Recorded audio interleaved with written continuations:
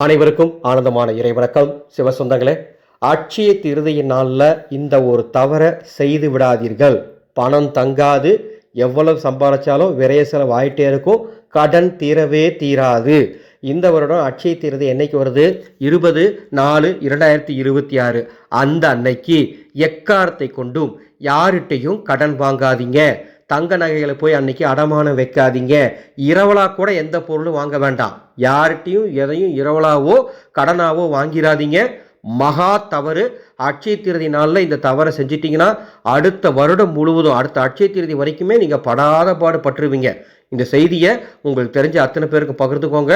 எக்காரத்தை கொண்டும் மறந்தும் அட்சய திருதி நாளில் கடனோ இரவலோ யாரிடமும் வாங்கி விடாதீர்கள். எந்த பொருளையும் போய் அடமானம் வைத்து விடாதீர்கள். அன்பானவர்களே, ஒரு அறிவிப்பு.